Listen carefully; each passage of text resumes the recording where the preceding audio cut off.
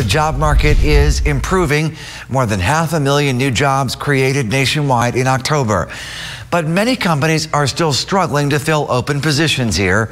Tonight, our Maria Serrano explains how Kalamazoo businesses and the Kalamazoo Promise are teaming up to solve that problem. It could be a win-win for students and employers. It creates this talent pipeline for us as we see some of our workforce starting to age, and then we get that young talent coming in. It brings that fresh perspective. The Hire Promise is a pledge that companies will hire Kalamazoo Promise scholars who are in college for paid summer internships. The hope is to create a generational workforce that will stay in Kalamazoo. I see exactly that now we'll create this legacy pipeline of talent. Jack Andres, Vice President of Operations for Man+Hummel, says this initiative will also be beneficial because it's a lot easier to retain and secure employees if they're already local. Hiring is just difficult across the board. We've listened to employers, we've heard them, and yes, everybody has the same challenge in Kalamazoo that they have across the nation. So we need good strategies to try to fill in those opportunities. Vaughn Washington, Executive Director of the Kalamazoo Promise, says this is one strategy that he hopes will encourage local talent to find solid jobs here and stay. How are you confident that this will do exactly that, this strategy? Well, we're pretty confident because we hear from employers that there's great need for great talent. Washington says there's a trend where Promise graduates leave and return. He's hoping they don't leave at all. The more people that stay in Kalamazoo, that find good careers and are able to build homes, have families, the better off our entire area is going to be. The Kalamazoo County Health and Human Services Department is hosting its first clinic for 5 to 11-year-old kids to get the Pfizer COVID-19 vaccine. That's happening today. News Channel 3's Amir Austin joining us live from the Health Department in Kalamazoo to tell us how many kids in West Michigan have already been vaccinated and how your child can get the shot too. Good morning, Hannah. So far in Michigan, over 1,800 kids have already gotten their COVID-19 vaccine shot, those ages 5 to 11 years old. Now, the latest state data shows that 85 of those kids are here in Kalamazoo. One parent tells me him and his son are both looking forward to him getting vaccinated at today's clinic. On the way to school, he told me that 5 of his friends either already been vaccinated this week or getting it today. So, yeah, it made me smile that people are going out and doing this. Let's do what we can to protect everyone, and not just yourself or your children, but everyone they're in contact with.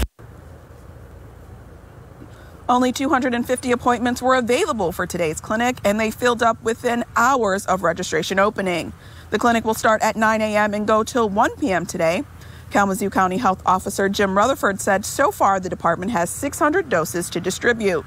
In West Michigan, parents can also sign their kids up for shots at local pharmacies such as Meijer or Walgreens. The Calhoun County Health Department will also host vaccine clinics at its location in Battle Creek and the Health Department in Albion on Monday. The Kent County Health Department will have extended vaccine clinic hours on Tuesday. Now head to our website, WWMT.com, to find out how to register your child for a dose. Just click on our coronavirus tab. Well, there are just a few hours of daylight saving time left right now, and those early mornings and longer nights can be a tough turn for our mental clocks. News Channel 3's Maria Serrano spoke to several experts about what you need to be on alert for. Whether you're an early riser, I think it'll be pretty cool that it'll be lighter in the morning, especially since I'm a morning person. Or early to bed. I kind of like it getting darker earlier. I feel more comfy in my bed when it's already dark out. When daylight saving time ends, everything changes. On your drive to work for the next couple of months, you'll see more daylight. But it will get darker earlier in the night. It usually catches people by surprise the first couple days. Deer like to move at sunrise and sunset, and those will now be happening in the heart of most morning and evening commutes. And even though we are primarily in the city, we do have a lot of our urban deer that do roam in the city limits.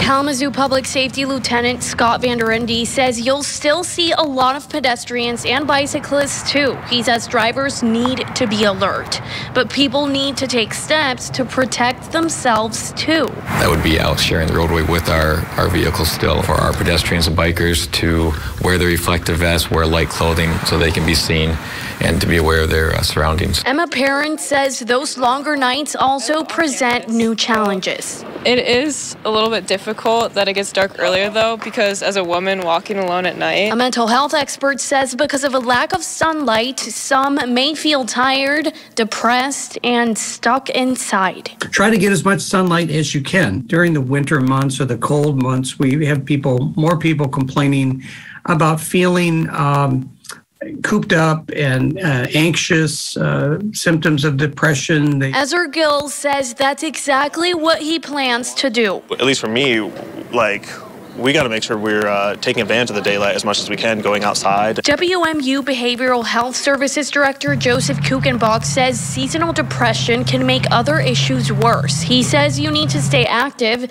plan some outings, and change your routine now before the symptoms set in.